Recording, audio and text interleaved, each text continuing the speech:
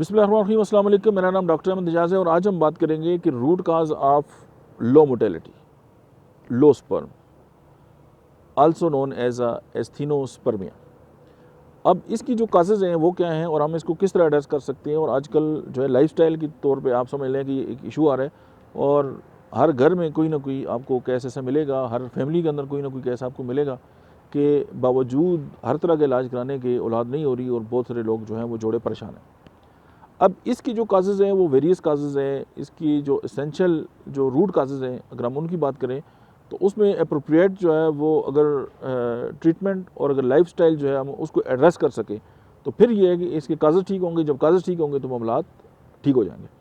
तो आज हम बात करते हैं कि इसकी जो काजेज़ हैं, यानी जो अप्रोप्रिएट जो इसके काजेज़ हैं वो क्या हो सकते हैं और हम उनको एड्रेस करने का तो मेरे बाकी बहुत सारी वीडियोज़ में बनाया हुआ है, लेकिन एक सबसे बड़ा जो काज है वो क्या है, हम इसको एक एक करके जो है वो डिस्कस करते हैं।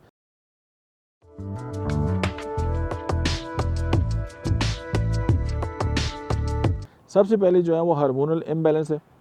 अगर हार्मोन्स जो हैं वो टेस्टोस्टेरोन, अगर हम मर्दों में बात करें, ज़ाहिर है मोटेलिटी की बात करते हैं तो मर्दों की ही बात होगी, तो उसमें यह है कि लो टेस्टोस्टेरोन लेवल अगर है तो भी जो मोटेलिटी जो है वो डिस्टर्ब होगी, ग्रोथ का बड़ा इशू आएगा। अब प्रॉब्लम विद पिट्यूटरी ग्लैंड, अब ज़ाहिर है उसके साथ पिट्यूटरी ग्लैंड के साथ अगर किसी के अंदर कोई काज है पिट्यूटरी ग्लैंड का तो भी जो है वो स्पर्म को इफेक्ट करेगा, उसकी प्रोडक्शन और मोटेलिटी को। तो ये मर्दों में आप सबसे पहले ये समझ लें कि टेस्टोस्टेरोन, उसके साथ पिट्यूटरी ग्लैंड और उसी की वजह से जो है प्रोडक्शन एंड मोटेलिटी जो है वो एड्रेस होंगी। सब नंबर 1 हार्मोनल इम्बैलेंस। जो दूसरा बड़ा काज है वो है वेरिकोसील। अब उसके साथ ये है कि अगर उसके अंदर इशू आ जाए तो टेस्टिस जो हैं वो इनलार्ज हो जाते हैं और फिर उसके साथ ये हो कि जो टेस्टिकुलर जो टेम्परेचर है वो बढ़ता है। जब वो बढ़ेगा तो जो स्पर्म की मोटेलिटी है और जो ग्रोथ है वो इम्पेक्ट करेगी। तीसरे जो एक बहुत बड़ा काज है वो इन्फेक्शन है। अब उसमें जो रिप्रोडक्टिव जो ट्रैक्ट है सच एज जो है एपिडेडिमाइटिस अगर है या सेक्सुअल ट्रांसमिटेड डिजीज़ जो है वो उसको इम्पेक्ट करती है और वो फिर उसको जो है वो इम्पेयर करती है स्पर्म मोटेलिटी को। चौथा जो काज है वो है हीट एक्सपोजर।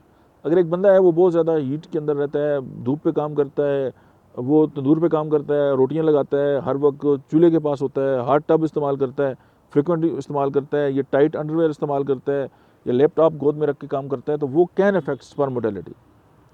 5वें नंबर पे जो है वो मेडिकेशन है, सर्टन एंटीबायोटिक्स हैं, एंटी जो है वो डिप्रेसेंट है और इस तरह की जो मेडिसिन है, केमोथेरेपी है और ड्रग्स ऐसी हैं जो इफेक्ट करती हैं स्पर्म मोटेलिटी को और उसकी क्वालिटी को। अच्छा, छठे नंबर पे जो बात आती है वो है लाइफस्टाइल फैक्टर्स। अनहेल्दी लाइफस्टाइल है और जो चॉइसेस हैं लाइक स्मोकिंग है, अल्कोहल है और उसके बाद कोई ड्रग जो है वो उसका इस्तेमाल करते हैं, पुअर डाइट है, खाना प्रॉपर नहीं है, नींद जो है वो प्रॉपर नहीं है, तो ये कंट्रीब्यूट करते हैं स्पर्म की लो मोटेलिटी को। 7वें नंबर पे जो है ओबेसिटी है।